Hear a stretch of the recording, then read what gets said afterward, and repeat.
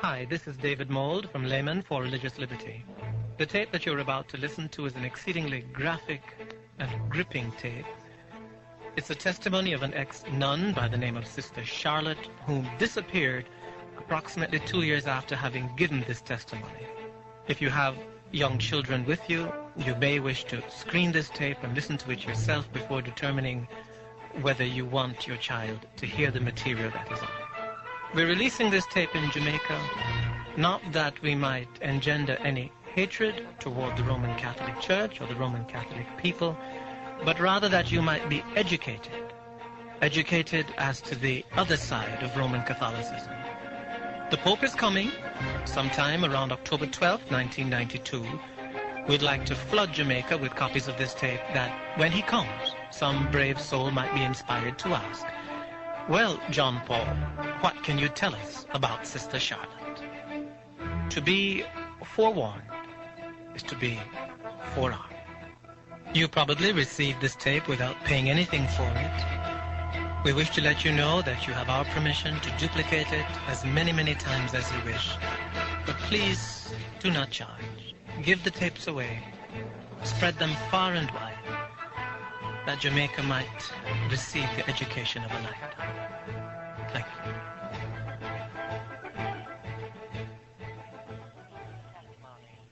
First of all, I always like to tell folk I'm not giving this testimony because I have any ill feeling in my heart toward the Roman Catholic people.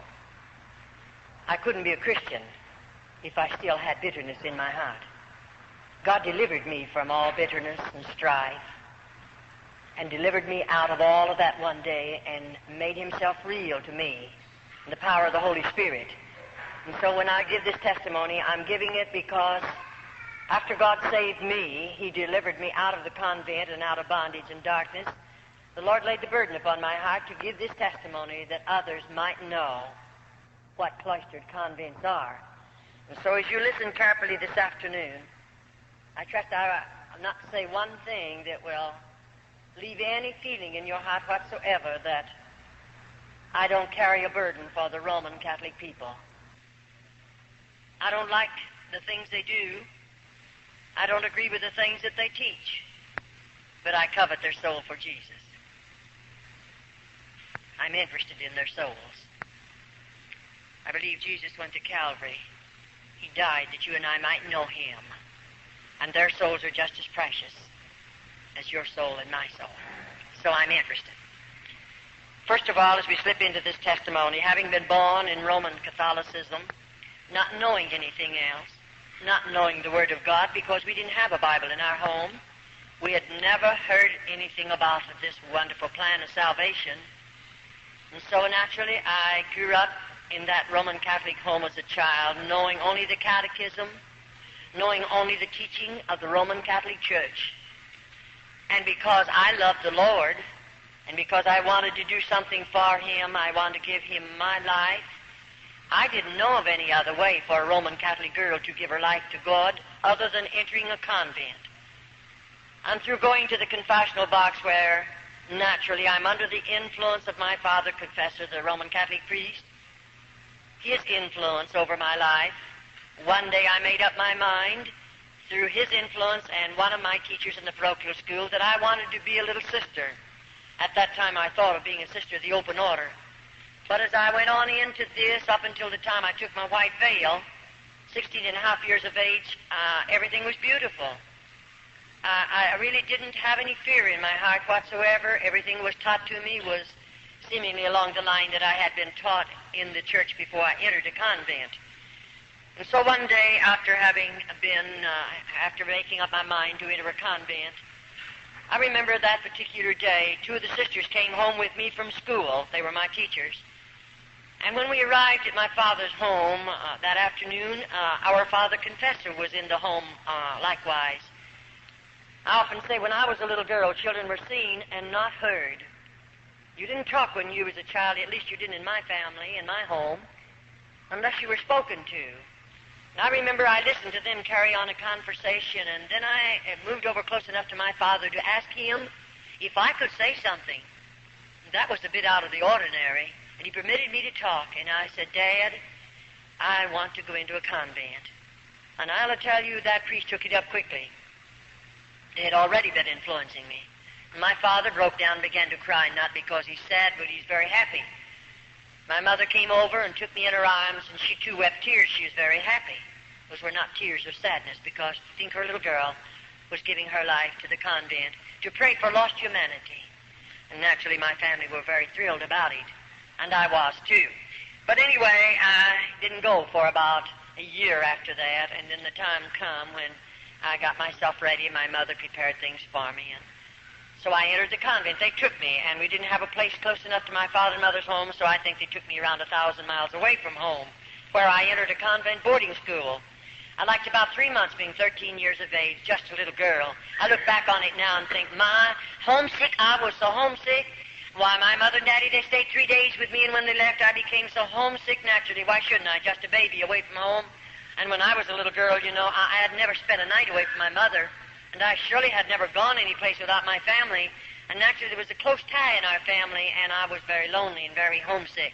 But I'll never forget after Dad and Mother told me goodbye, and I knew they were traveling a long distance away from me, and I had never realized in my heart I'll never see them again.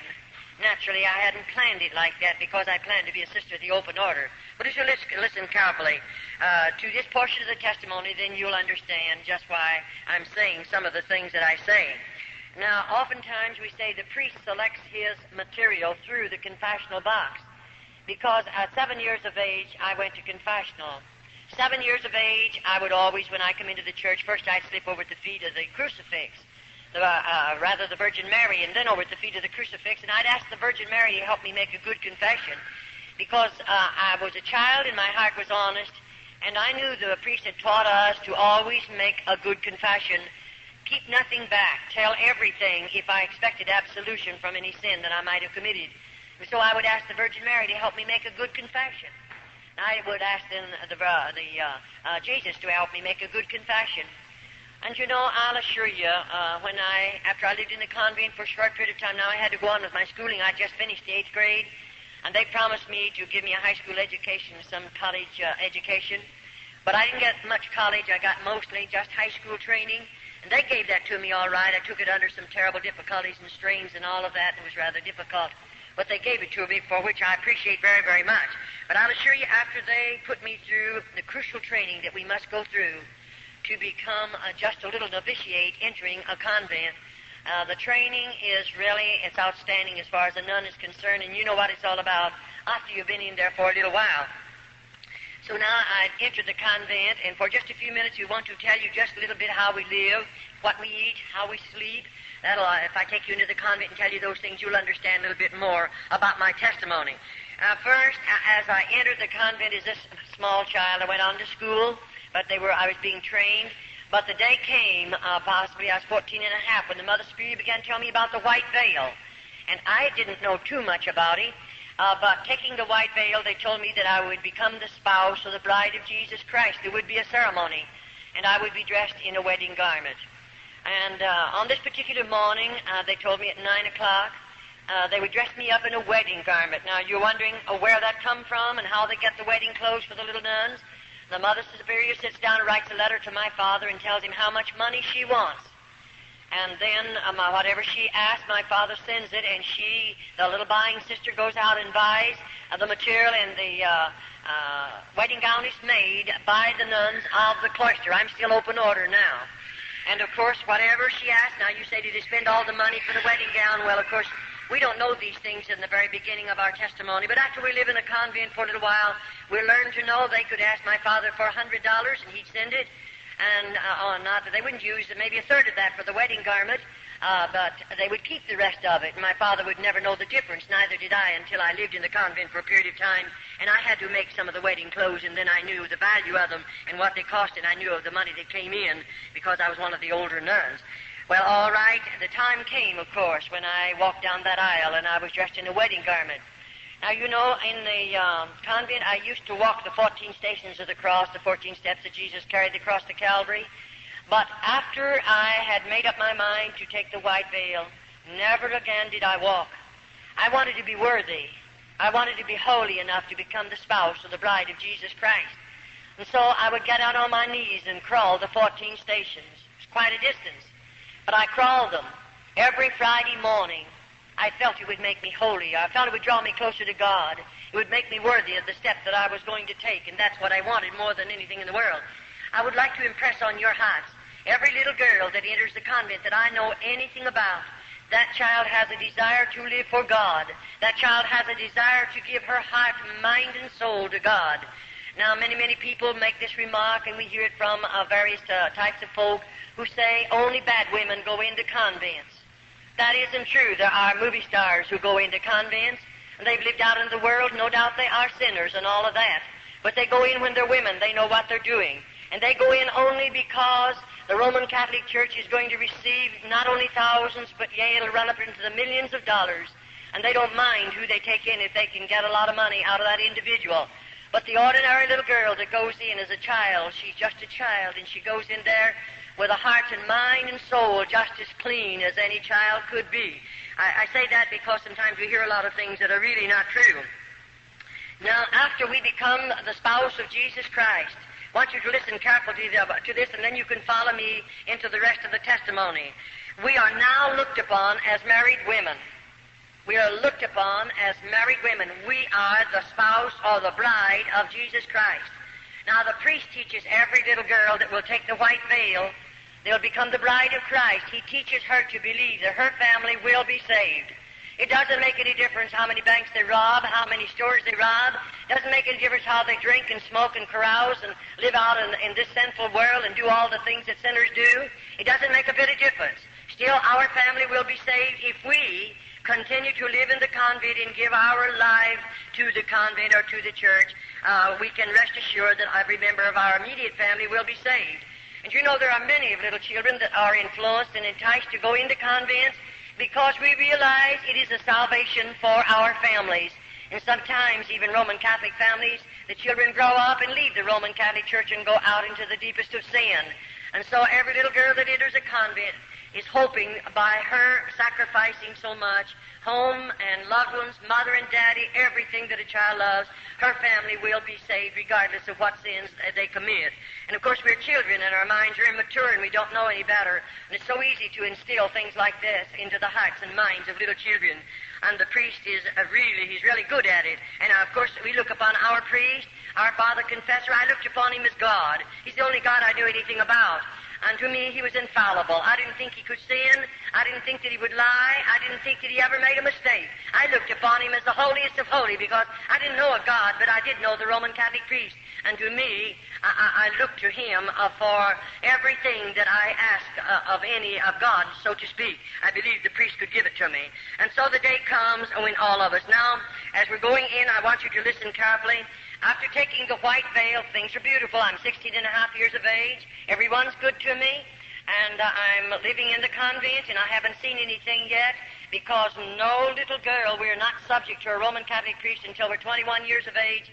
And as we give you this next vow, then you'll understand that we don't know about this. This is kept from the little sisters until we've taken her black veil, and then it's too late. I don't carry the keys to those double doors, and there's no way for me to come out.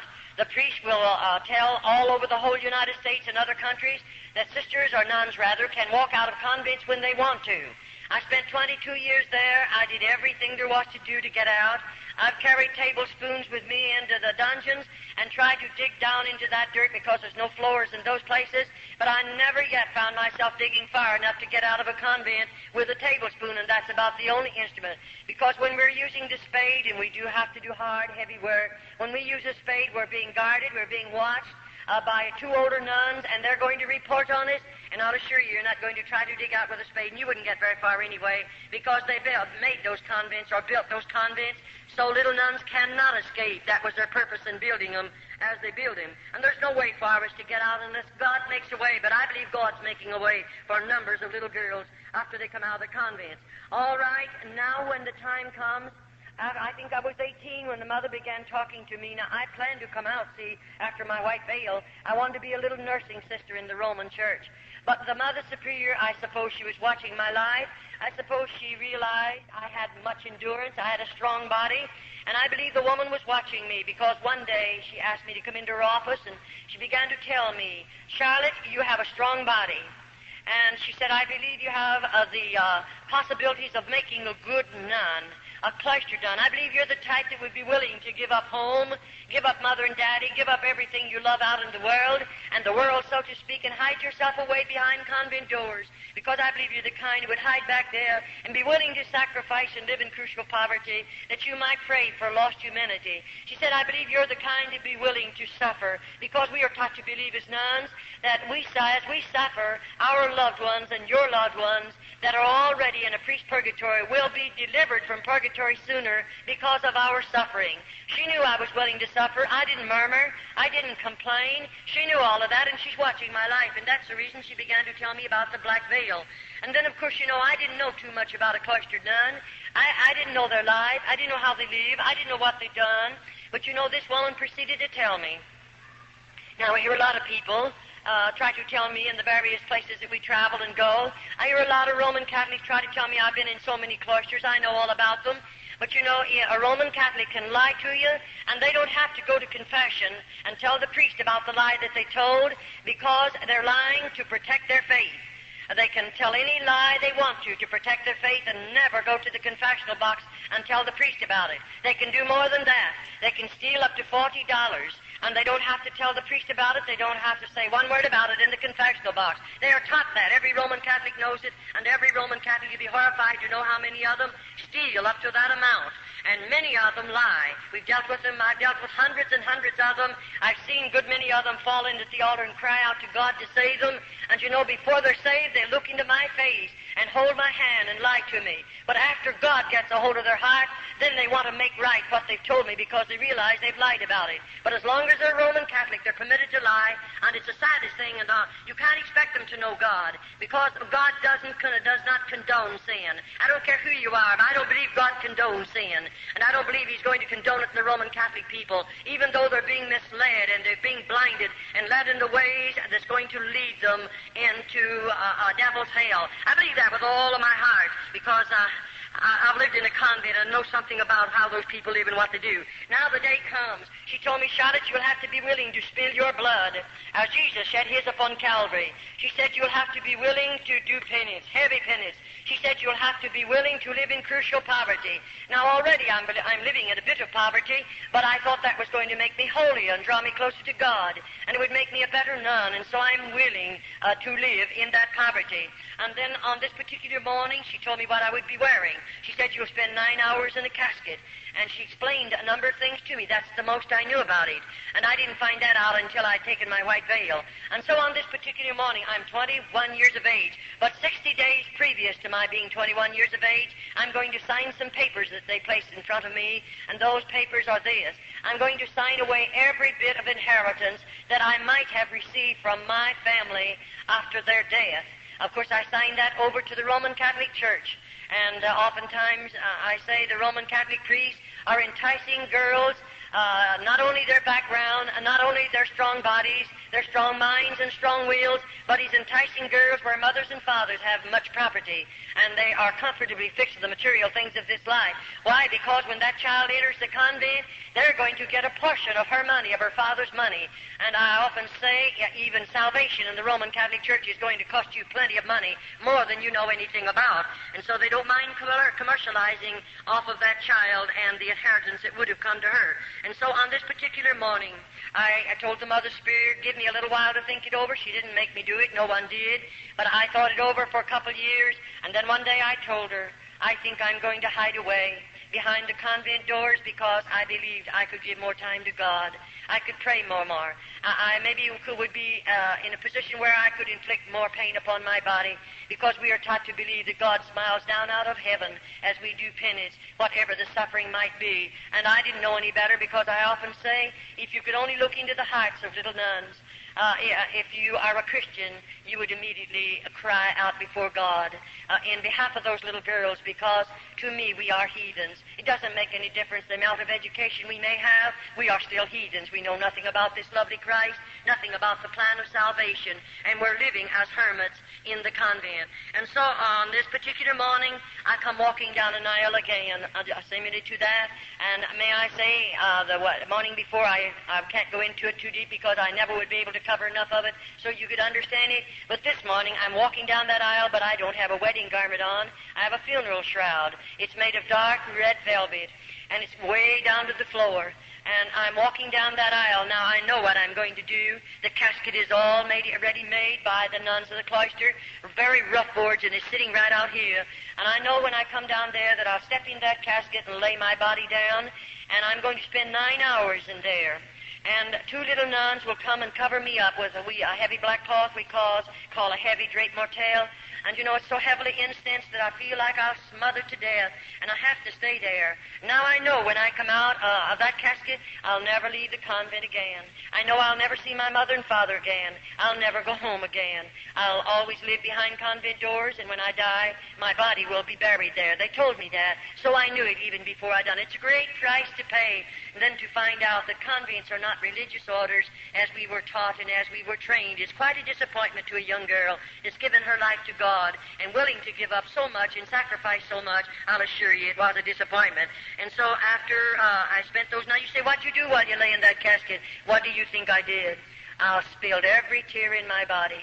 I remembered every lovely thing my mother done for me. I remembered her voice. I remembered the gathering around the table. I remembered the times when she would pray with us.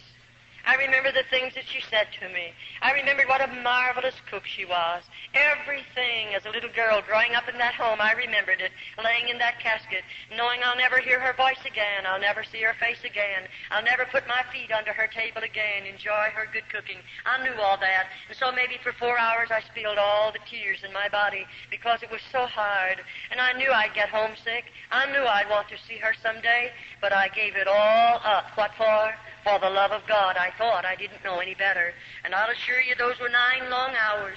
And then I seemingly got a hold of myself, and I thought, this, Charlotte, now you're going to make the best Carmelite nun, because everything I've ever done, even that I'm out of the convent, I do give my best. I try to give everything that I have in regardless what I might do. And so I did in the convent. I gave the best that I have. And I wanted to be the best nun that I could possibly be. And the Mother Superior knew that, and don't worry, the priest knew all about it too. Now I realize after I walk out of that casket or to come out of it, they're going to take me like this. Over here and right back here is a room. We call it the Mother Superior's room. Now, I've never been in that particular room, so I don't know what she has in there. But you know, when I walk in there this time, the Mother Superior sits me down in a straight-back, hard-bottom chair. And immediately then I'm going to take 3 vows of poverty, chastity, and obedience.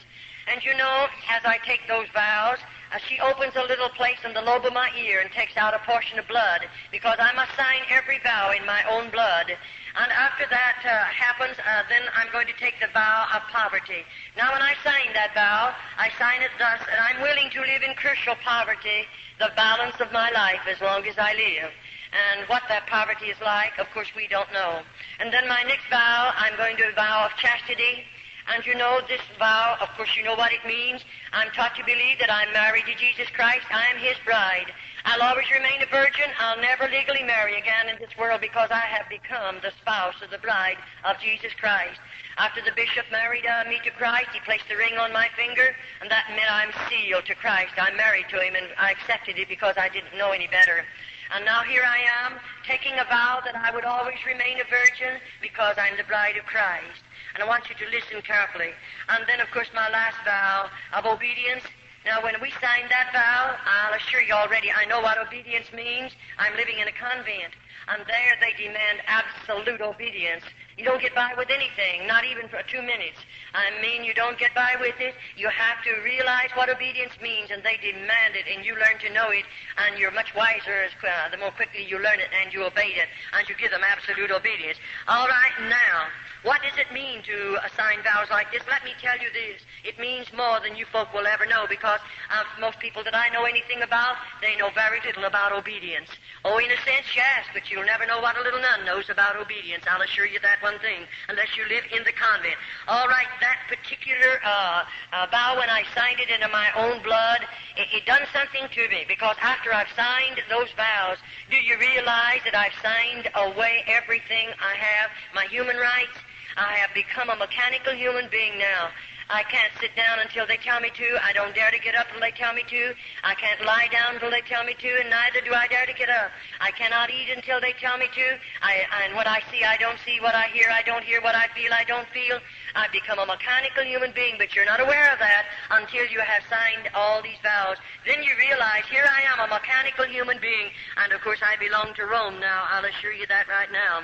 All right, we become, after this particular vows, we become forgotten women of the convent. In just a short while, you'll understand what I'm talking about. Now, immediately after I've taken those vows, then the Mother Superior is going to take away from me my name and give me the name of a patron saint.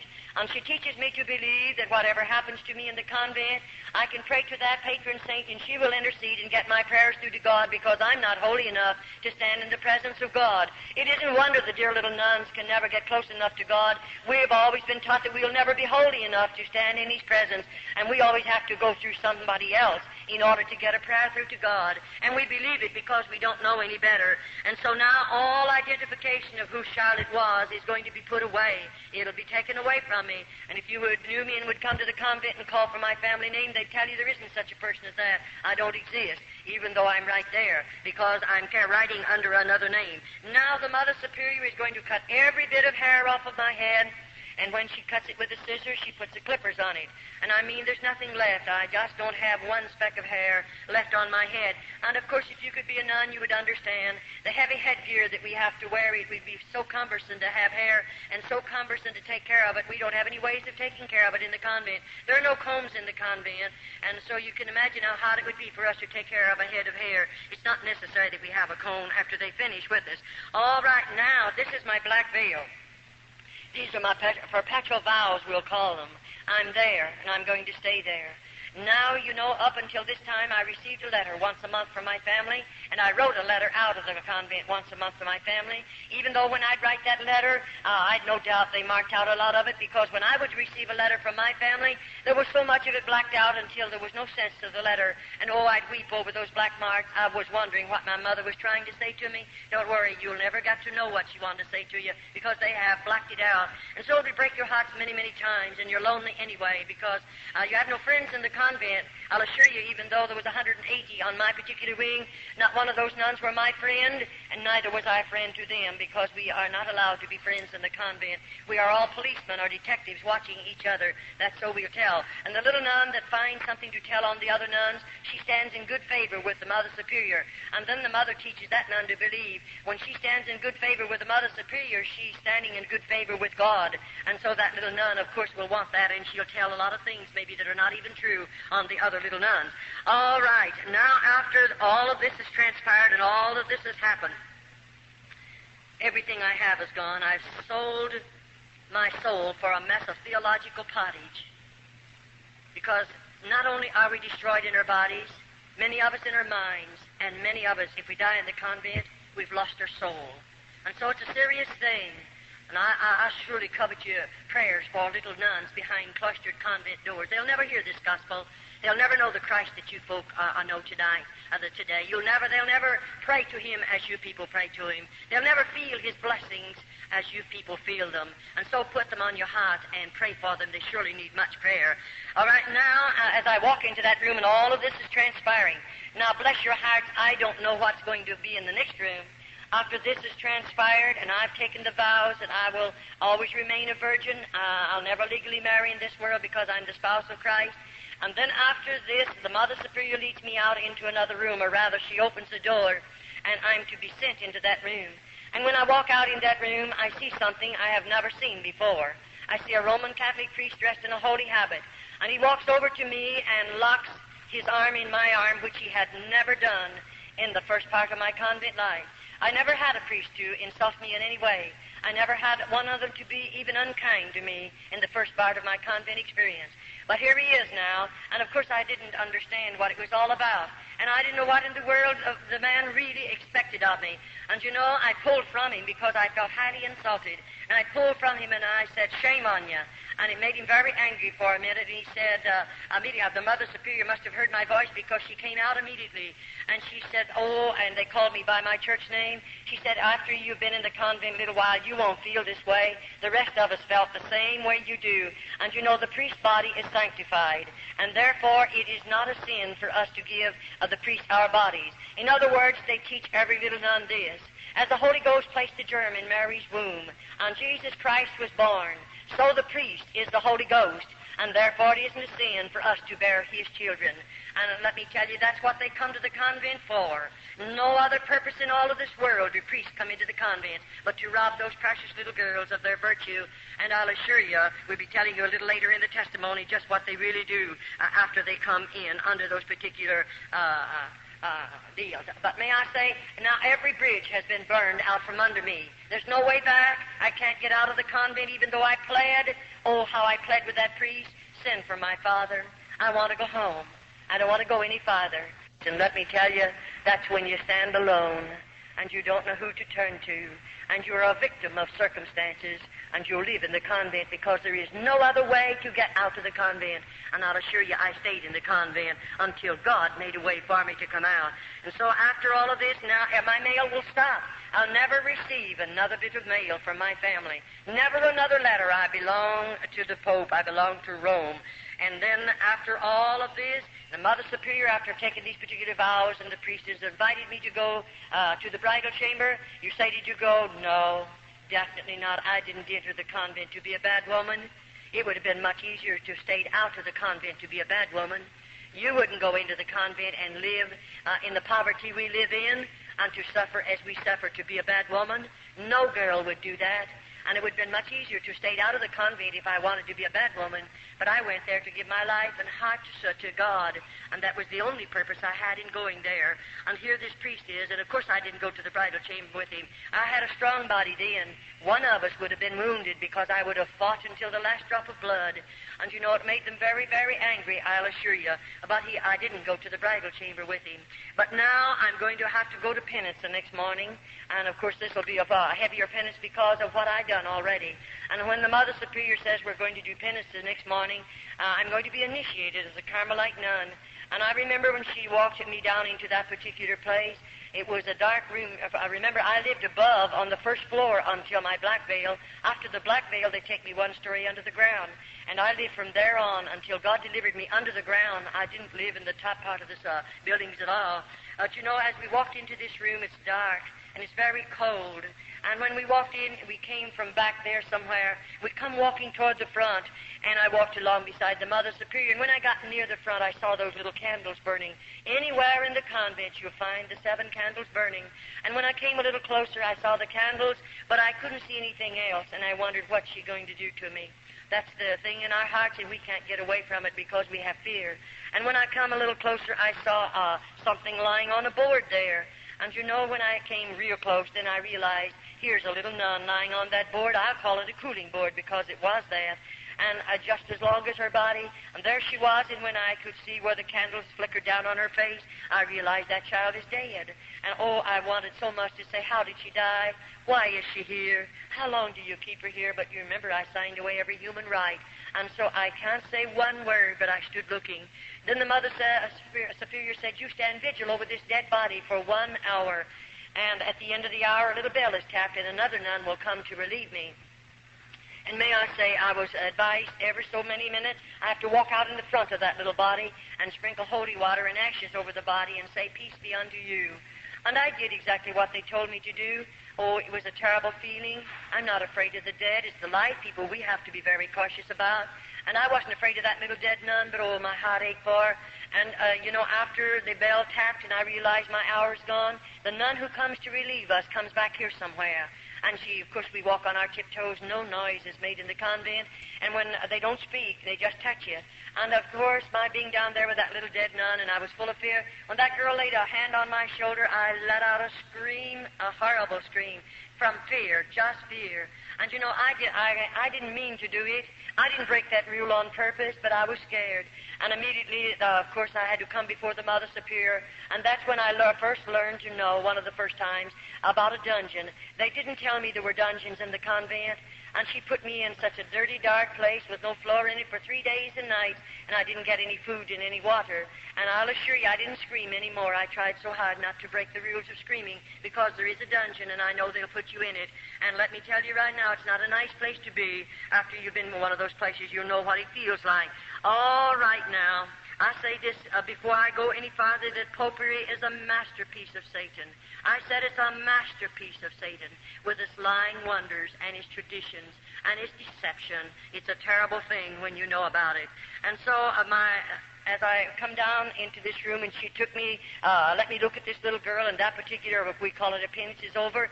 Now, the very next morning, she said again to me, Charlotte, you're going to do penance. Not the next morning, it was 3 days after, because I spent 3 days and nights in the dungeon. The next, fourth, fifth morning, whichever it was, she said, you're going to do penance. She took me down into another room, not the same room. And when we come walking down this time, I could see that big piece of wood, but I didn't know what it was. And when I came a little closer, there was a cross. It was made of heavy timber. I might say it was maybe 8 or 10 feet high, very heavy. And that cross was sitting on an incline like that. And she had me walk over here at the base of the cross, and she said, now strip your clothes off. And I took my clothes off. And then she made me down to my waistline. Then she made me drape my body over the foot of that cross. And she pulled my hands underneath and bound them to my feet. And then, you know, that's where I'm going to spill my blood. And she had not told me how, and neither could I ask how I would spill it. And she gave 2 little nuns that came with her a flagellation whip. It's, I might call it a bamboo pole. It's about this long. It's about that big around. And it has 6 straps on it about this long. And on the end of either of those straps, there's a cross piece of sharp metal. And those little nuns, either was given one of these whips. And they stood on either side of the cross. Now, at the same time, those girls began whipping my body. And I mean, when that metal hit my body, it would break the hide, of course. It would cut into the flesh, and I spilled blood, and it was running down to the floor. That's my flagellation whipping. That is where I spill my blood, as Jesus shed his upon Calvary. And, of course, I'm human. It wounded. It hurts. It was very painful. After the whipping is over, they don't bathe my body. They put my clothing back up on my body, and I have to go the rest of the day. When the night comes and I stand in front of my cell there, after we have to stand there 2 undressed with our backs to each other, and then when I went in, I couldn't sleep that night. I just wasn't a bit sleepy, because I couldn't take off all my clothes. They had dried in those wounds, and it was terrible. I didn't take them off for several nights.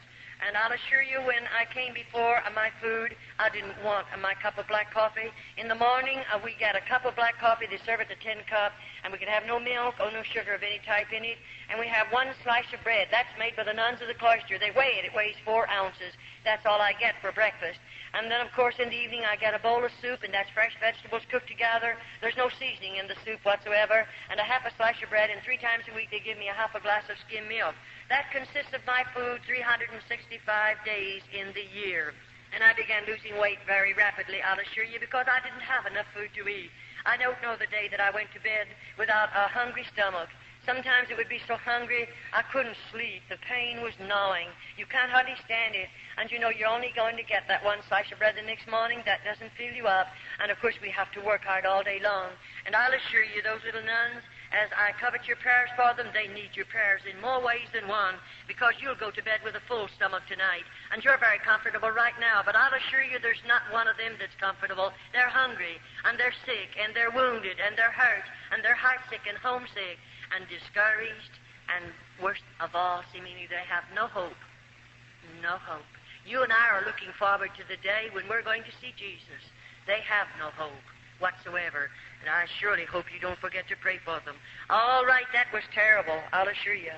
And then in a few mornings after this, the Mother Superior is taking me back for another initiation.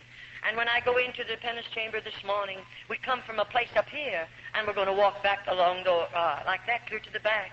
And you know, it was quite a ways back there, and I went through part of it's a tunnel, and then I come out into a room, and I'll walk through that room, and when I get way back there, I see those candles burning, and I see something else. There's ropes hanging down from the ceiling, and I'm so scared.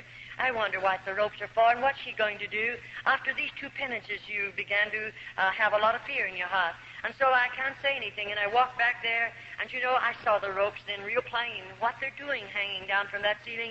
Then she tells me, you go over there against the wall, about that close from the wall, and I have to stand sideways like this. Then she asked me to put up both of my thumbs And I did. And then she pulled one rope down, and there's a metal band fastened securely, and she fastens that around the joint of my thumb. Then the other one comes down and fastens around this thumb. And there I'm standing like this, facing the wall. And then, she comes over here to the end, and there's a whatever you want to call it, she starts winding. And I start moving, and she's taking me right up in the air. And when she gets me so just my toes are on the floor, just on my tiptoes, she fastens it. And there I hang, and all the weight of my body is on my thumbs and on my toes. Not a word is said. No one speaks a word. And she walks out of that room and locks the door. If you know what it means to hear a key locking a door and know that I'm strung up there like that, you'll never know unless you're a nun. And when that woman walked out, I didn't know how long I'll stay there, how long that woman will leave me there. And they didn't come to give me food. They brought me no water. And I thought, is this it? Am I going to die back here just like this? And within a few hours, you can imagine, I'm still a human being. My muscles began to scream out with the pain. I was suffering. And that woman let me hang, and nobody come near. And what good would it do for me to cry? You can spill every tear in your body. Nobody will hear you. There's no one there to care how many tears you spill. And so I just hung there. And finally, I felt like I couldn't stand it. I'll surely die if they don't come and get me quickly. And I felt as if I was beginning to swell. I don't know how long went by. And she opened the door one morning, and she had something for me to eat. And the water was in a pan. And it was potatoes, and those potatoes were not good to eat. They were in a pan. And there's a shelf over there on the wall that she can adjust to the height of the nun. And she pulled it up. Now, I'm not against the wall. I'm about this far from it. But to get that food, she puts it there and said, this is your food. And she walks out. Now, how am I going to get it? She didn't let my hands down. But this is what you'll learn. And you'll struggle to get it. I'm hungry. I'm so thirsty. I feel like I'm going mad. And to get it, I discovered that this hand goes high and this one will come down a little bit. And that'll keep right on going higher. As I lean, I have to reach higher with this one. This one will automatically let down. And to get that water and that food, I had to get it like the dogs and cats. And I lapped as much of it as I could because I'm so thirsty. And get those potatoes, I tried as hard as I could because I'm hungry. I'm hungry. And I got as much of it as I could naturally, but I was hungry. That's the way she fed me for a while, and then she released the bonds on my hands and on my feet. And I tell you, then I shouldn't have said on my feet. She didn't release the bonds. She let me hang there for 9 days and 9 nights. I'm almost got it mixed up with one of the other penances that I want to give to you. I hung 9 days and 9 nights in this position. And may I say, at the time come when I was so swollen here, and naturally I could see myself puffing out here. I felt like my eyes were coming out of my head. I felt like my arms, what part I could see of them right there, they were 2 or 3 sizes, their normal size. I felt like I was that way all over my body, and I was like a boil. I was in real suffering. And then on the 9th day, she comes in and she releases the bonds from my hands and my body and lets me down on the floor. Now, I go down, I can't walk. I'll assure you I didn't walk. I didn't walk for a long time. But you know what? There's 2 little nuns that carry me out. One gets under my feet and the other under my shoulders. And they carry me in the infirmary and lay me on a slab of wood. And there they cut the clothing from my body. And let me tell you right now, nobody but God will ever know. I'm covered with vermin and filth. Why? I'm hanging there in my own human filth. There are no toilet facilities. Right behind me is a stool. They have running water in it, and the lid is down, and they have sharp nails driven through that lid. If I break my ropes and fall on that, I would suffer terribly. And this is the life of a little nun behind cloistered doors. After they've already deceived us, disillusioned us, and got us back there, then this is the life that we're living. And these are the things that we're going to have to do. And I'll assure you, it isn't anything funny. And then I remember as I lived on in that place, let me tell you, in the morning, we have to get up out of our beds at 4:30 in the morning. The Mother Superior taps a bell, and that means 5 minutes to dress. And may I say to you folk, it's not 5.5 minutes. You better get that clothing on in 5 minutes.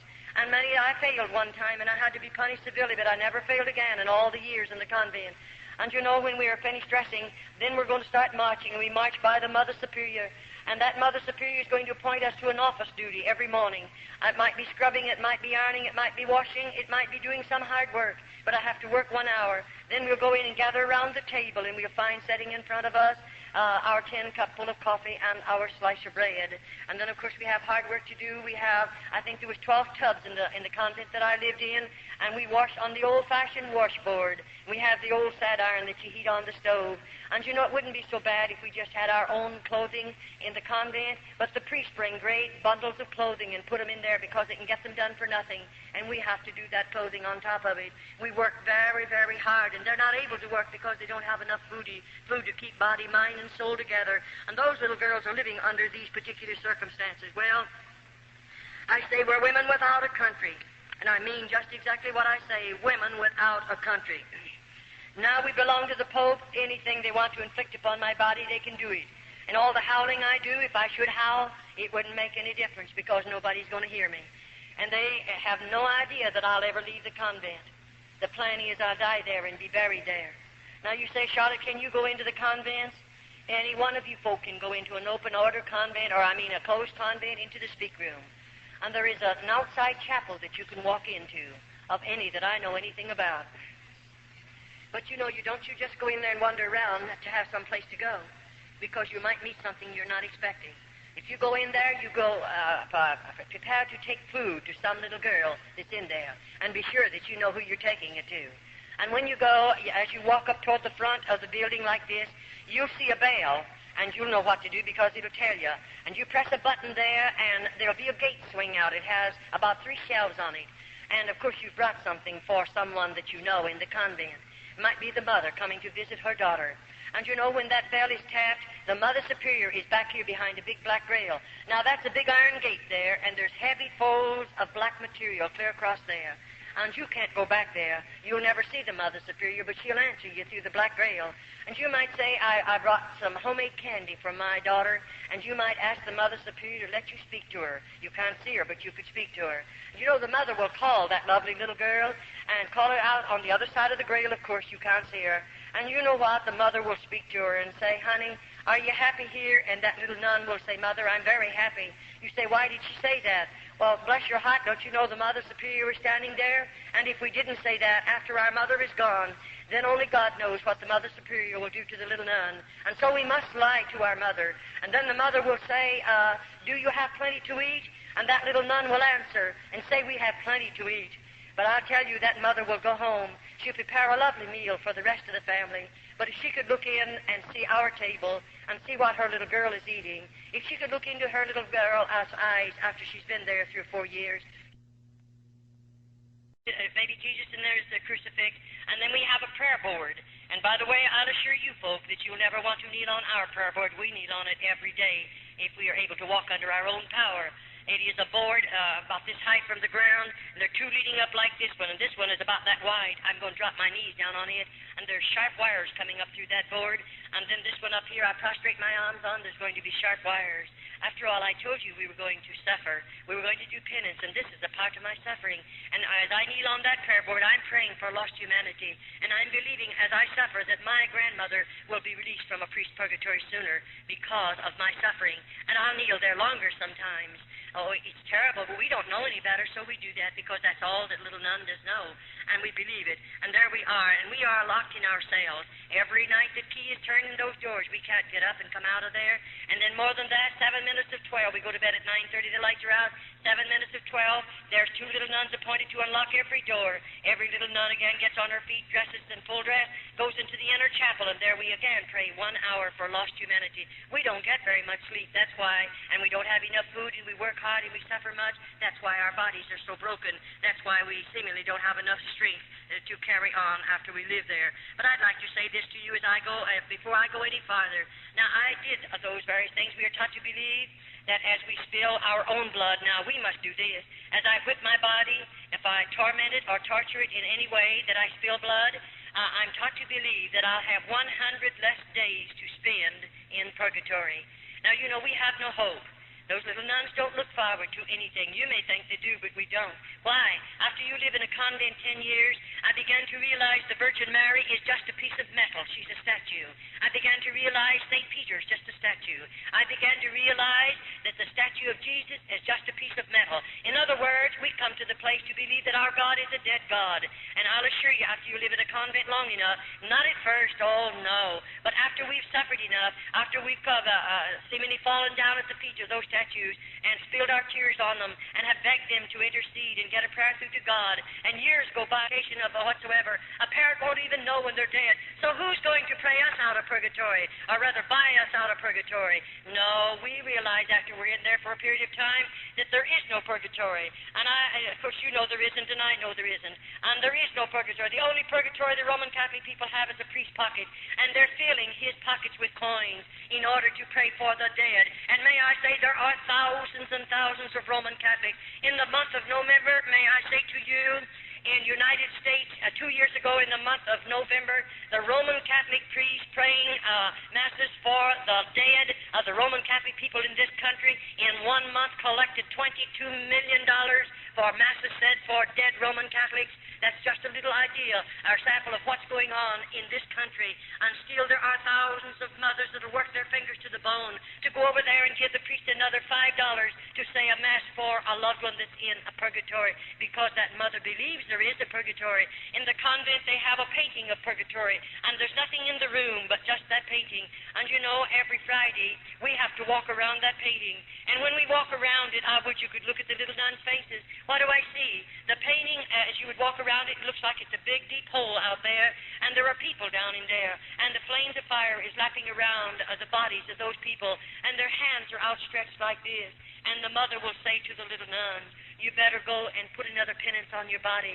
Those people are begging to get out of that fire. And because we're heathens, we don't know any better. I might go someplace in the convent, and maybe I'll burn my body real bad. Maybe I'll torture it some way and spill some more blood, because as I suffer, I believe they're going to get out of that place where a priest puts them. And there are millions of people, so to speak, in purgatory that your priest have put there. And when he knows that it's the biggest fraud there is in the world, he knows there's not a bit of truth to it.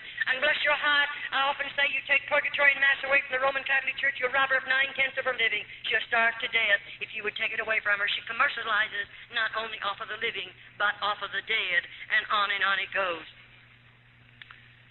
All right. It doesn't bother a Mother Superior to take one of those dear little girls.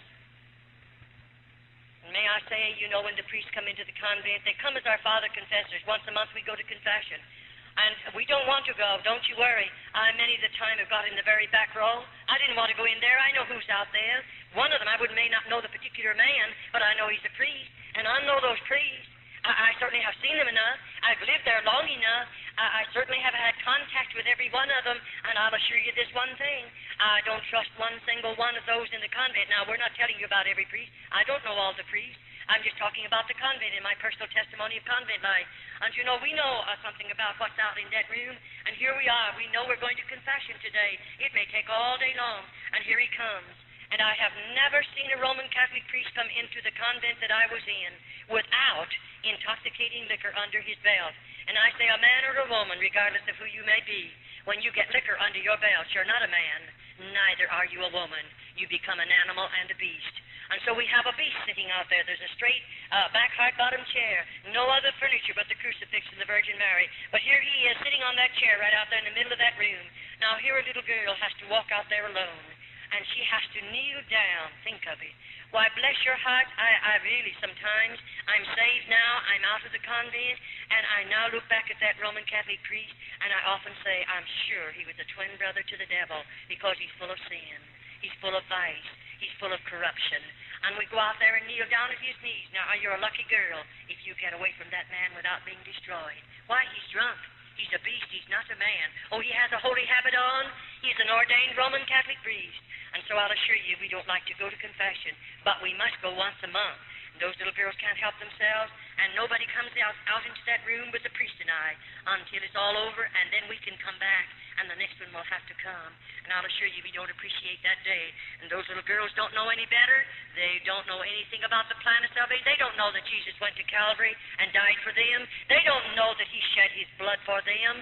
Those little girls know nothing about it, because to me, as I repeat again, the Bible was a hidden book to every one of those little girls. And so now they can do things like this. Now, if a Roman Catholic priest comes into the convent, he may go to the Mother Superior and ask her to permit him to go into the cell where one of the nuns are. And you know that mother with her carnal mind and her carnal heart, and she's very hard and very carnal, and she is the mother many times of many illegitimate children. They belong to the priest. And you know, she'll take that priest and he's drinking. She knows it. They bring liquor in with them. Sometimes some of the nuns will drink with them, and the mother usually drinks with them. And it's really a terrible place. It is not a religious order. It does not live up to that name whatsoever. But here she brings that priest into one of our cells. Now, I wonder if you realize how serious it is. That Roman Catholic priest, he has liquor under his belt, we know that. But he has a big, strong body. He's had 3 square meals food every day of his life. He can eat all the food that he wants. But you know, there's a little nun that may have a broken body, and she may not have very much strength. And what did he come into that cell for? For nothing other than to destroy that little nun. I often say I wish the government could walk into a convent just about the time one of those priests are let in the cell. The mother will turn a key in the lock, and you're locked in there with that priest. Now, we have no way to defend ourselves, and I often say I have had to nurse those little girls. I'm an RN. I got my nurse's training by going through the tunnel over to through the hospital as I lived in an open order convent. But may I say, after that priest is taken out of there, if you could look upon the body of that little nun, she looks like something you've thrown out in a hog pen, and half a dozen old sows have just mauled that child's body. And this is convent life. I can understand why your priests are calling over the phone every day or two and screaming their heads off because I'm in this city giving this testimony. But may I say to you, I don't mind if they continue to scream. I don't mind what they do. I'm not one bit afraid of them. I'll continue to give this testimony. As long as God gives me strength, I'll be giving this testimony regardless of your priests or your bishops in this country. I know what I'm doing. I know what I'm saying. And I'm not afraid of anybody in all of this world. I'm a child of God. And I believe God won't let anybody put a hand on me until my work is finished. And then I often say, I don't care what you do to my body after I leave this body. I'm sure I don't mind. And so I will continue to give the testimony regardless of what your priests think about it. Because I think God saved me to pull the cover off of convents. I believe he saved me to uncloak those places that are riding under the cloak of religion. I believe that with all of my heart. I'll assure you I do. Now, if I refuse to give my body, you know we're just supposed to give our bodies voluntarily to those priests. Many times the nuns are overpowered. But if I refuse to give my body voluntarily to them, then you know he becomes very angry, and he goes immediately to the Mother Superior. Then when 2 carnal minds come together, they can invent things that you and we don't have enough evil in our heart to invent things like that. We don't have enough sin in our lives to even think of such terrible things. And when those 2 carnal minds come together, the next time, I want you to know they're all ready. Now, the Mother Superior might say to me in a day or two, we're going to do penance.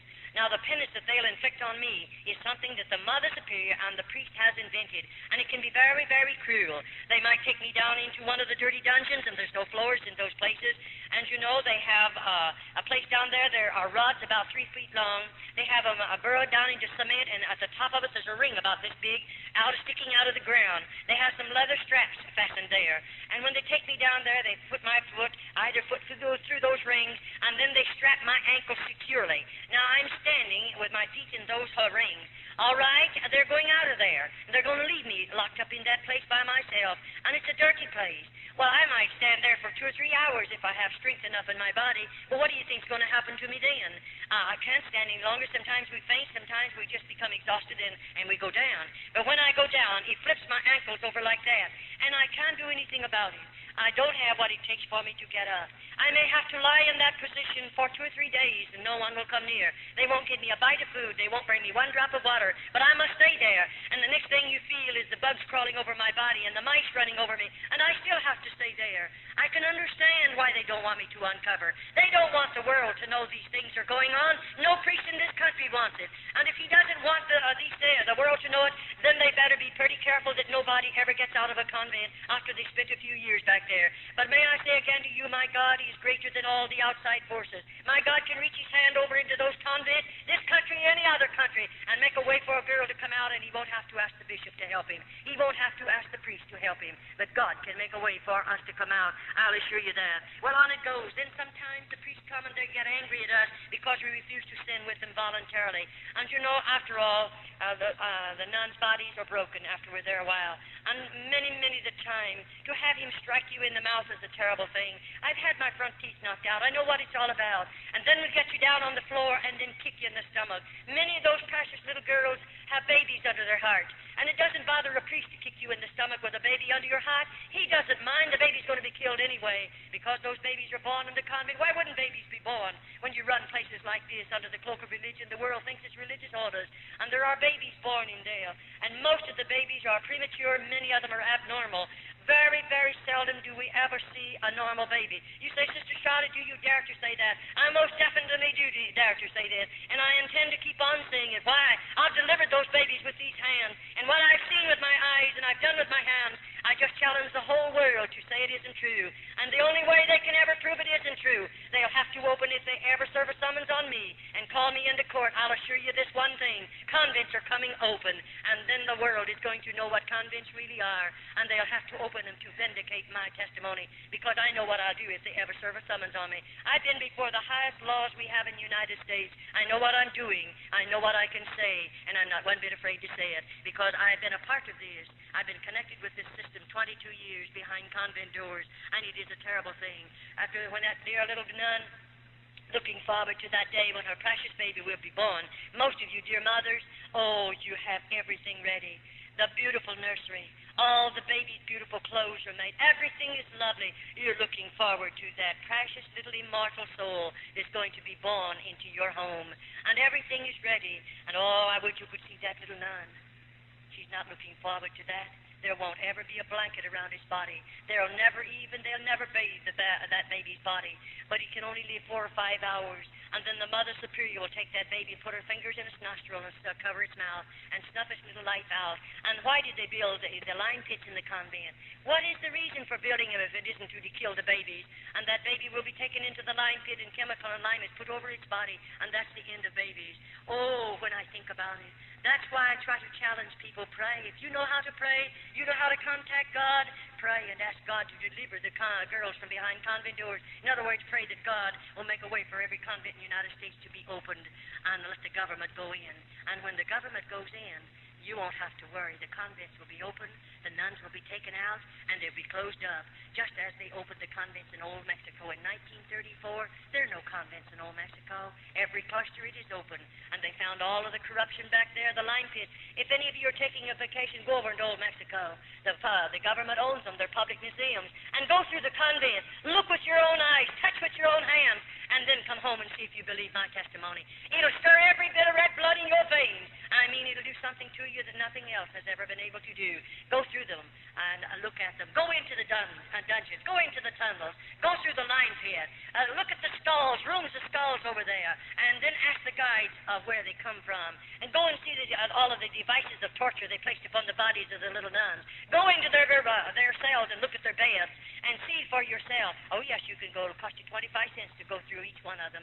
You look at those things and see them for yourself, and then come home, and maybe it'll give you a greater burden to pray for little girls that have been enticed behind convent doors by the hierarchy of the Roman Catholic Church.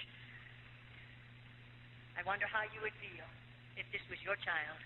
And remember, I have a mother and daddy, or had one, and they love me just as much as you love your children. And when they let me go into the convent, I'm sure my mother and daddy didn't expect these things to happen because they didn't know. They never dreamed a convent was like this. But you know, I wonder how you'd feel if you could walk in someday and out there in this particular room. That floor is built for this purpose. There's a partition right out there, and there's just a little thing they can touch. It automatically opens. And you know, there's a deep hole underneath that floor. And this little nun has done something. I can't tell you what she's done, because I wasn't there when she done it. But she's done something, and to them it's very serious. And when they bring her to this particular place. Her little hands and feet are going to be bound securely. They're going to drop her in that horrible, horrible pit. and then they're going to put the boards back down. No one will ever know. Oh, there's plenty of chemical and lime down there. But you know, they don't do that. 6 little nuns have to walk around that hole. We'll chant as we walk around that hole. We don't want any evil spirits to come out into the convent, so we sprinkle holy water over that hole. Then we may walk for 6 hours, and then they'll appoint 6 more nuns, and on it goes until we hear the last moan, and that's the end of the little nun they place down there. No, she'll never be delivered from the convent. But does it bother you to know that that little nun will die and be lost? Does that bother you? It bothers me, because I didn't know Jesus. I couldn't tell her about God. I didn't know him myself. But it bothers me very, very much. But God won't hold me accountable. Her blood will not be on my hands because I didn't know the Lord and I couldn't tell her about it. And so on it goes. Then I wonder how you like to see it. Here we are, a body of those little nuns. On this particular morning, the Mother Superior might say this. We're all going to be lined up here, and I don't know what she's lining me up for. And then, you know, there might be 10 of us, there might be 15 of us, and then she'll tell us all to strip. And we have to take every stitch of our clothing off. We're certainly not anything beautiful to look at. Our eyes are back in our head, our cheeks are falling in, our bodies are wasted.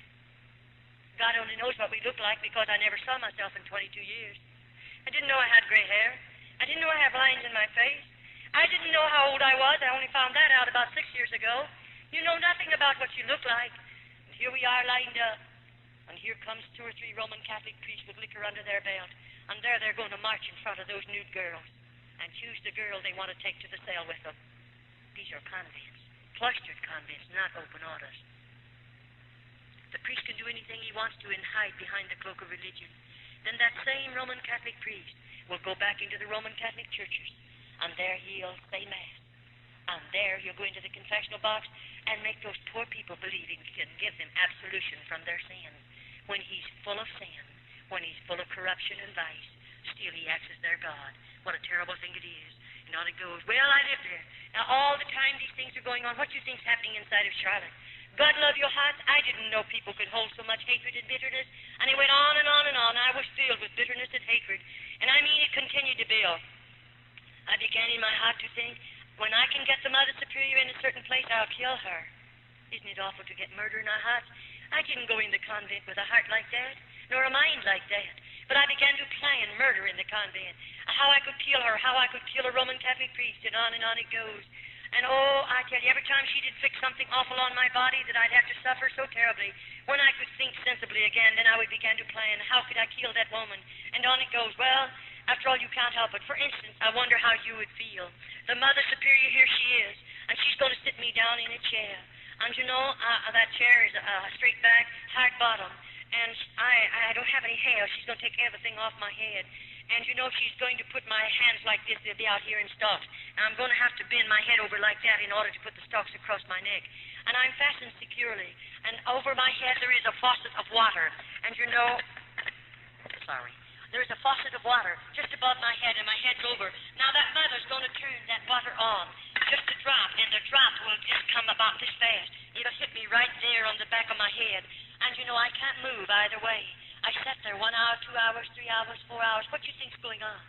I'm sitting there. I can't move. I do everything to get away from that drop of water in the same spot on my head. Why, God love your heart, if you could look in. You'd see us frothing at the mouth. You'd see those little girls. They're trying so hard to move, to get away from that water. And they let us stay there sometimes 10 hours, all day long. Many, many times a little nun cracks up completely. She goes stark raving mad under this particular penance. What in the world do they do with her? I tell you in a few minutes. Don't you worry. They have a place for us after we go mad in the convent. They take care of us.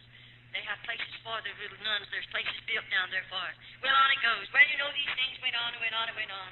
And it was terrible. But, you know, I began to plan and plan and plan. After she's done something like that to me, it's terrible. One day, the Mother Superior took violently ill. You say, who would take her place? There are about 3, sometimes they have 4 older nuns, and they always pick the one that's hard, the one that seemingly is carnal, that one that has no conscience, to be a Mother Superior, and she works under this one. One day, if something happens to the main Mother Superior, another one will take her place, and on it goes. But you know, this particular day, they sent word to me. The Mother Superior, I was to come into her room. She's very sick. And quicker than lightning, I began to think, if I got in that Mother Superior's room, I know what I'll do. You know, after all, I'm a sinner. I'm a nun, but I'm a sinner. And I don't know God. And I have a lot of hatred in my heart. And I walk in that room. They have called in an outside Roman Catholic doctor. She's a very sick woman. And he has left all orders. And they left the medicine and everything. Now, I'm supposed to take care of her. And that was wonderful. I do take care of her. All day long, I did what they told me to do, what I'm supposed to do. And those particular tablets, I knew what they were, and I knew what they would do and what she was taking them for. But anyway, all day long, I gave her her medicine. I done everything I'm supposed to. All evening long. Why? I want to be sure what I'm doing. What I do, I have to be careful. And you know, I waited until 1 o'clock in the morning. Why? Because every night, those little nuns have to be gotten out of bed and go chant from 12 to 1, 7 minutes to 12 to 1. I thought I'll wait till all the nuns go back to bed, then I'm going to do something. And bless your hearts, after they were all back in their beds, I'll tell you what I did. I took 5 or 6 of those tablets. I was only supposed to take one in a half a glass of water ever so often and give it to her. But because of the type they were and what the type of tablet was, I knew what it would do. I put 6 of them in a glass of water and stirred them up. And I gave them to her. I knew she would go into convulsions that would twist her completely out of shape. I knew that woman would suffer 1,000,000 deaths within 25 minutes. I knew that. And I thought, I'm going to watch her suffer because she has punished us. She has hurt us so many thousands of times. I'll watch her suffer. Isn't it terrible to think a child can live in a place like that long enough until she has the same kind of a heart almost the Mother Superior has? But that's what comes when sin gets in your life. And so I waited. You know, I gave them to her. And something happened to me. I got scared. And I looked at that woman, and she began to change color. And I couldn't find her pulse. I couldn't find her respiration. I was frightened. And I thought, oh, what shall I do? If they find her dead, only God knows what they'll do to me. I'll tell you what I did. I got that stomach pump as quick as I could. I pumped that woman's stomach. I massaged that woman. I done everything there was to do. And oh, thank God she didn't die. I said, I thank God. But you know, I sat down by the bed and held her hand and watched her carefully until the respiration came back normal, until her pulse was normal, and I felt she would live. And I thought of another thing. I'll do this then. I saw where her keys were hid in her shelf right there in her own room. So they're on a big chain or a big ring, and I thought, I'm going to take those keys. I'm going down into that dungeon. When I say down, this is 2 stories under the ground. I'm going someplace where she's always warned us. It's a solid wall like that, and clear to the back end of that wall, there's one door, and it's heavy, and it's always locked. And I've heard her tell me scores of times, and I'm sure she has the others, don't ever try to go through that door. What in the world is over there? And why did she tell us that? We can't get through it. It's locked. But you know, I wondered what was back there. Because when they had me in the dungeon for a long time once, I heard screams under the ground. I heard such blood-curdling screams, and I knew there were some girls locked up somewhere. And so I'm going through there if I find a key. And so I got her keys, and I went into that particular place. And when I got back there, it took a while to do it. I want you to know, to find the key. But oh, when it unlocked that door, I walked through that door, and I walked into a hall. The hall, I would say, was maybe 5 feet wide, maybe wider than that. That's just a guess. And anyway, on the other side of the hall, there were a number of cells over there, small rooms, and they had real heavy doors. And in those cells were little nuns. And when I went up to the first one, near the top of the door, there's a little place about this long, it's about that wide, and it has iron bars going across there. And I looked right into the face of a little nun that I knew, one that I'd sit across the table from, one that I've prayed with in the chapel. I knew that girl, and here she is, and they had chains and lock chains around either of her wrist and around her waistline. And I said, when did you have something to eat last? And no answer. How long you been here? No answer. I went down to the 2nd, the 3rd, the 4th, the 5th, and the stench was getting so bad I couldn't stand it. And you know, those little girls would not talk. Why? I lived in the convent, you know, a long time. I don't care if I was 2 miles under the convent, way back there. We were working back there, and we'd whisper. The next day I'd have to suffer because the convents are wired, and the Mother Superior can hear every voice, every whisper, and then somebody tells, and you're in some serious trouble. And those nuns has been there long enough. What have they done? I don't know. But those nuns are supposed to have cracked up mentally, and so they have to put them in those chains. And when they die, they can't fall down to the floor. They're just dropping those chains and slump. When they go in there, they don't give them any more food. No more water. That's a slow death. And so as I saw all of that, I became so sick from the terrible stench because many of them are already dead. And I don't know how long they've been dead. I came out of there and walked back up to this room where the Mother Superior was, and she was lying there sleeping. And I watched her carefully, and she slept till the next day, long hours, and didn't waken. And when she did, she said, I've had a long sleep, and I said, yes. They let me take care of her for 3 days. And you know the third day? I don't know. You say, did she ever find out you was down there? Well, not yet. I hope she didn't while I was there. But anyway, 3 days, they put me out in the kitchen. In other words, when we go to the kitchen, 6 of us go for a 6-week period. And this particular time, they put me out in the kitchen with 5 other little nuns. What am I there for? I'm doing the kitchen work. I'm going to do all the cooking that's done out there and take care of the work in the kitchen. And so when I went out in the kitchen, we have a long table back here, and it's a work table. And our vegetables will be prepared for the soup, and that's what we were doing, all 6 of us. And something happened. Our kitchen is a very large room, and a very long room, not as wide as it is long. And over at one end of it, you'll find over here the stair steps leading, about 4 of them leading down. Then there's a landing right there. Over there is a big, heavy outside door. But here there's a landing. Our garbage cans sit there. And right here is a stairway, cement one, leading down 1 story under the ground. Now, I'm up on first floor in this kitchen. All right, as I'm in there and we're there working, something happened. Somebody touched a garbage can. You know, all my convent life, we are taught never to break silence. We don't dare to make noises in the convent. We are punished for them. And when something touched the garbage can, that's a noise. And who in the world? 6 of us, and we're all together. Who's touching the garbage can? I wheeled around, and they wheeled around, and we saw a man. And you know, that man was picking up the full can, leaving an empty one. I've never seen that before. I've been in that convent for years, and in the kitchen, but I never saw anything like that happen. I believe God had his hand on me. With all my heart, I believe it. And you say, what happened? Well, we turned around quickly because to us it's a mortal sin to look upon a man other than a Roman Catholic priest. And I mean, we turned around quick and went to our work. But you know, I thought, if that man comes back again to get another full can, I'm going to give him a note and I'm going to ask him if I can run out with him. But I didn't do that. But you know what I did? When we run out of something in the kitchen, there's a pencil hanging up there on a chain. And bless your heart, I have to, or whoever it is runs out, you have to write it on a tab. And of course, I stole a piece of paper off of a sack. And I thought I'll carry that little piece of paper in my skirt pocket. And every time I can get a hold of that pencil, I'm going to write a word or two on a note. And that's what I did. It took quite a while to do it. But I watched that garbage can. Every time I could take the garbage down there, I did it. And you know, when it was just about full. And I thought the next evening, it'll be full when we put all the garbage in it. And so that afternoon, I broke my crucifix, and I laid it up on a shelf, and I had a hard time doing it because they're watching me. But I did it, and I laid it up on a shelf, and I did that to have a way to get back to that room, of course.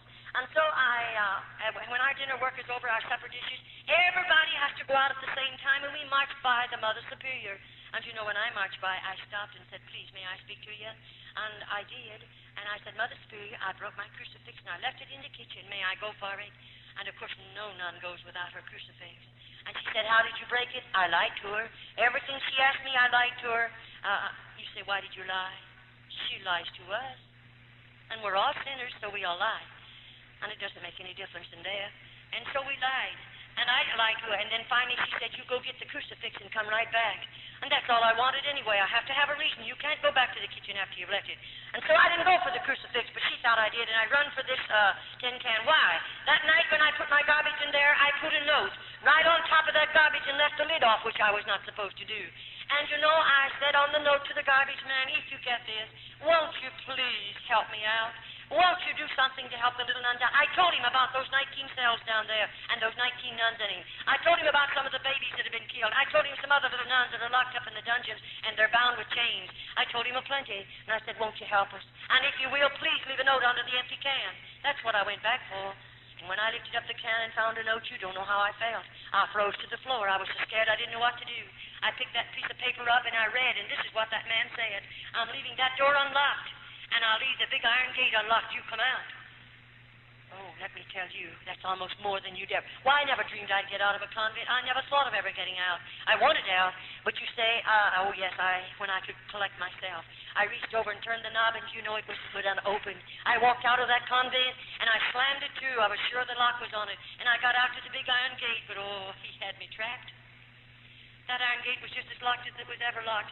You don't know what it done to me to stand there looking at the iron gate. I'm locked out of the convent. I have no right out there. You can't imagine.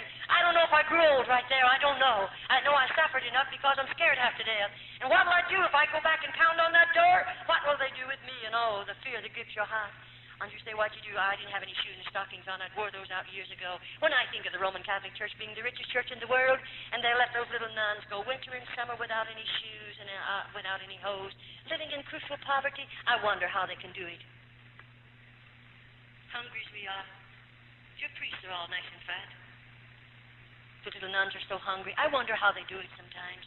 You say, what did you do? Shot it? Well, I'll tell you, I just took a hold of that big old iron gate and I tried to climb it. That's all there was for me to do. And up about 1.5 feet from the top is a ledge about 6 inches wide.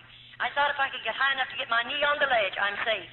And I did. I got one knee on the ledge, but this time I don't have any strength left either. And you know, I thought, what'll I do? I'll put one foot over, then I'll get the other over. Then I realized, I have 3 skirts on. My skirts are gathered on the belt, and they're clear down to my ankles. My veil, of course, is down to my knees in front and that long in the back. How will I ever get over those sharp points? And I thought, I can't go down. I don't have strength enough, so I'll have to jump. And if I jump, I'll break every bone because I was broken body, of course. And I thought, what I'd do? Well, I pulled all my clothing up around my body and held them with one hand. And then I thought, I'll have to jump. And they have a buzzer in the convent. And when a little nun tries to escape and they catch her, they put a buzzer on. And if the priest tell you they don't come to the convent, I would you could see the priest then. You'll find a good many of them there. And they immediately are after that nun. They don't want her out. If she comes out of that convent, she's going to give a testimony someday. And it'll pull the cloak off of convents. And I'll assure you they don't intend for us to get out. And so as I let loose of that top of that gate and I made that jump, I just didn't make it. My clothing caught on top of those points and I hung there, but I'd let loose. And I often say, I don't know what I look like. I didn't know I had gray hair, but I've often said maybe my hair turned gray there. Maybe you'll never know what I suffered hanging on top of that gate, knowing that buzzer can go on any minute, and then what would they do to me? I was scared. So I thought I tried to wiggle my body and to swing it. If I can get back far enough to grab the gate with one hand, maybe I can help myself, and I did. And then with the other hand, I tried to pry the snappers loose on my skirt, and that let me fall between them. Do you know what happened to me? I hit the ground. I was out. I was unconscious for a while. I don't know how long, though we have no way to tell. But when I came to, I had a shoulder broken and my arm was broken right in here. The flesh, the bone had snapped right through my flesh because I didn't have any meat on me. And I thought, what'll I do? And I realized I'm on the outside. And where am I going? Where do you think you'd go? I'm not in the United States. I'm in another country. And I don't know a thing about that country. When they took me over there, I was so heavily veiled. And they took me from that particular cart or train to the convent. I was so heavily veiled I couldn't see anything. And I don't know where I am. I don't know where to go. I don't know if I have any people. I don't know if I know anybody in the world. Now, I'm a pauper. I don't have any money, and I'm hungry. And my body's broken, and I'm hurt now. Where do you think you go? I tell you, it's something to think about. I just started to wave it. Get away from the convent, and I did, and I started moving away. And all the leaves were falling, and they made so much noise, and I was scared, and I kept on moving. And finally, dark overtook me, or rather, there's no twilight in that part of the country. It just drops off into darkness. And, I saw this little building beside the road, and I thought I'll crawl in. It was a doghouse or maybe a chicken coop or something, but it's dirty, and I crawled in there because I was shaking and scared. And I laid in there for a little while to get a hold of myself, and then I thought I'll have to travel. It's dark, and it's safer for me. So I got out and traveled that night, and the next day I hid behind pieces of board and tin that was piled up against an old building, and all day long imagine hiding in that hot place. And hungry as I was, with broken bones, do you realize what it was all about? No, you'll never know. But I do. And then, when night came again, I have to go, because I'm going to get away from the convent. I'm afraid to rap on somebody's door. Remember, I'm scared. I don't know. I might rap on a Roman Catholic's door. They will immediately notify the priest that I'll be taken back to the convent. And I'd rather they kill me than take me back. And so I didn't. But I went on and on and on. And then the next day, I hid out in an old straw stack. And then that afternoon, on the third day, I was scared then, because this arm was swollen as tight as it could swell. I was having to carry it in the other hand. And all my fingers began to turn blue, and I realized gangrene poisoning setting in. And I'm nobody to do anything for you. And I realized I'm going to die just like a rat beside the road. That's a terrible feeling. And I thought, what'll I do? I'll just get out and go a little sooner. Maybe I'll have to rap on somebody's door. And that's what I did. And I remember as I walked, I don't know how far, I saw this lamp. It was an old-fashioned lamp burning. Very poor house, no paint on it. And I knew those were poor people. So I walked up to the screen door, and I rapped on it. And a tall man came to the door. He was rather old. And I said, please, may I have a drink of water? And that old man didn't answer me, but he walked back in the house and called his wife. And God bless her heart, she's like most old-fashioned mothers. She came to the door, and she didn't say, who are you, and what do you want? Thank God, there are a lot of good people in this world. That dear little woman just pushed that door open and said, won't you come in and sit down? Do you know that's the most beautiful music I've ever heard in my life? I should say I'll come in and sit down. And she pulled out a chair. And I sat down on it, glad to sit down. And you know, their house was poor. There was no rugs on the floor of any type. A tablecloth, red checkered tablecloth on the table, a little old stove over there in the corner, and there was a fire in it. And that woman put some milk in a pan and heated and brought it over to me. And you know, I'm hungry. I don't have any manners. I forgot how to act. I forgot a lot of things in 22 years. And I grabbed that glass of milk all before she ever set it down, and I gobbled it down. I'm so hungry, I felt like I'm going stark mad. And I took it instantly, and the moment it touched my stomach, of course, I couldn't retain it. I lost it. I haven't had any whole milk in 22 years. You could understand why I couldn't take it. And she knew what to do. She went out in the kitchen, she heated some water, or rather over to the stove and heated some water. And bless her heart, she put sugar in that water and brought it over to me. And she sat down and gave it to me from a spoon. I took every bit of it. Oh, it was good. It was nourishing.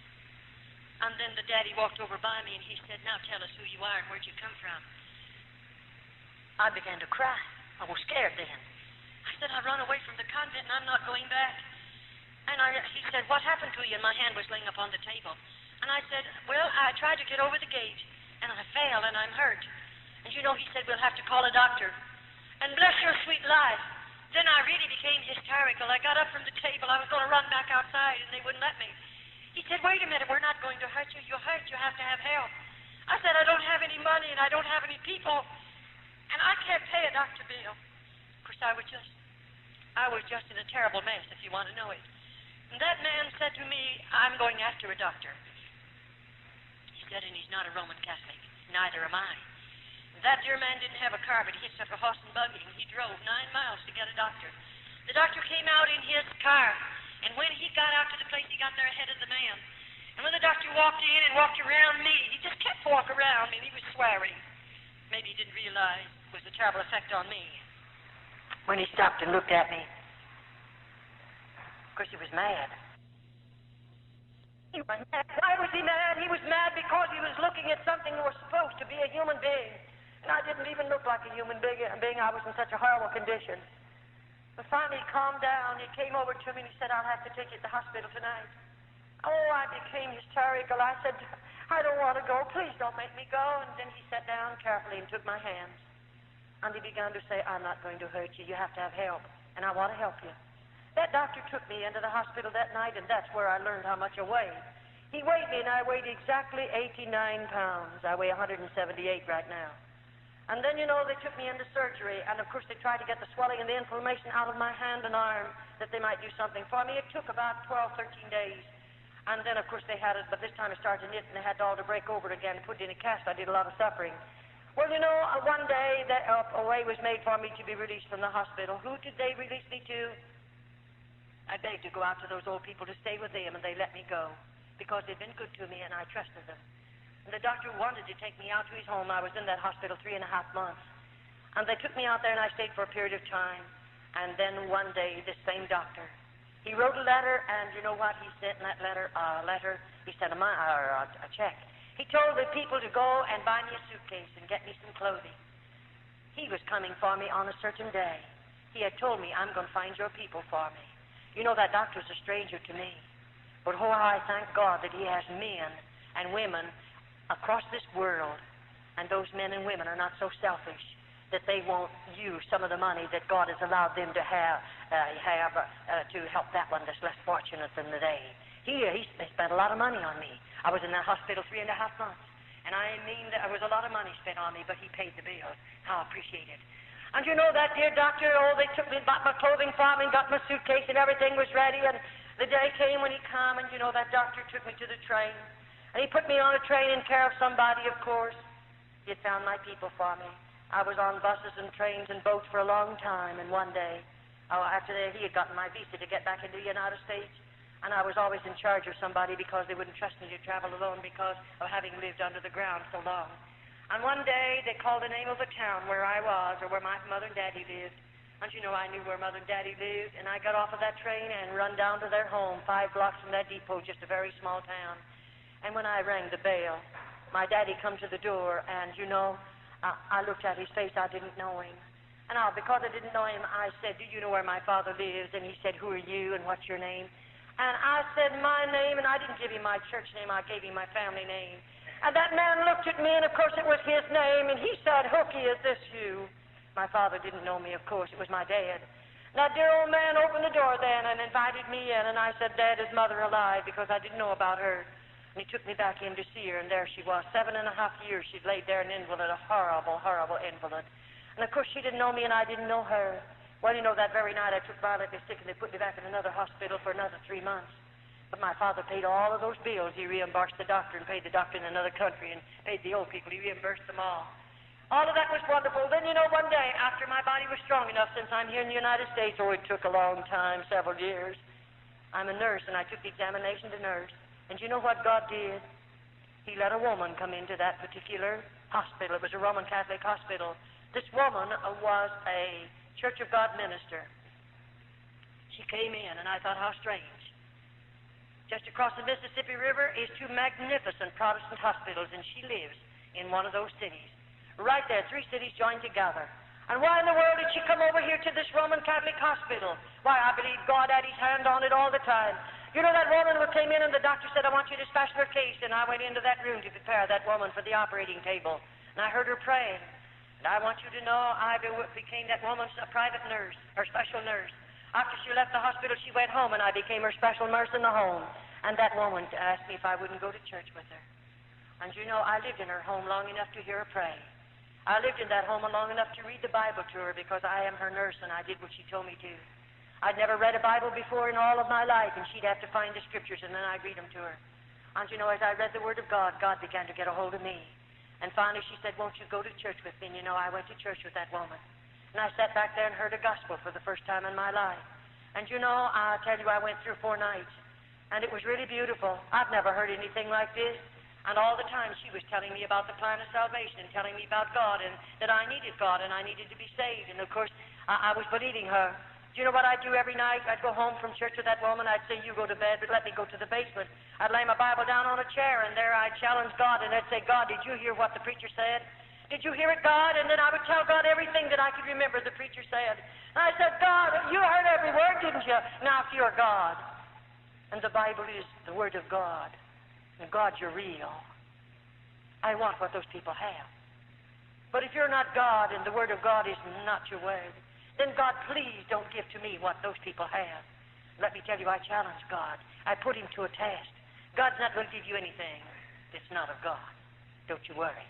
And every night I continued to do that 4 or 5 nights, and I didn't eat either. I couldn't sleep, and I'd lost my appetite, and I was losing a lot of weight. It was terrific, but you know, one night I come back to church, and out of a clear blue sky, right in the middle of that man's service, I just got out of my seat. And with both hands up in the air, I come running right straight down an aisle like that. And I fell in at that altar, and I cried out, my God, forgive me for all my sins. I was a sinner. I mean, God met me there. Praise his wonderful name. There's a pool of water on that floor. I was sorry for everything that I did in the convent. I stole potato peelings. I stole bread. I told lies. I called the Mother Superior names under my breath. And I want you to know God met me down there, and he forgave me of every sin there was in my life. And how I thank and praise him for it. Praise his wonderful name. God's been very good to me. Very good to me. A few nights previous to that, I went back to church. God filled me with the baptism of the Holy Ghost. May I say to you, God means more to me than all the material wealth you have in this city. I'd rather have Jesus than anything you might have, because I found him to be the best friend I've ever known. I can tell him anything I want to tell him, and he won't call you up and tell you what I told him. I can sit at his feet and tell him every day of my life, Jesus, I love you. Jesus, I love you. And every secret of my heart I can pour out to him, and I don't worry about him calling you up and telling you what I told him. He's the best friend you ever had. He's able to save you. He's able to deliver you. He's able to loose you from the things of this world, set you free to know him. Praise his name. I have a wonderful God.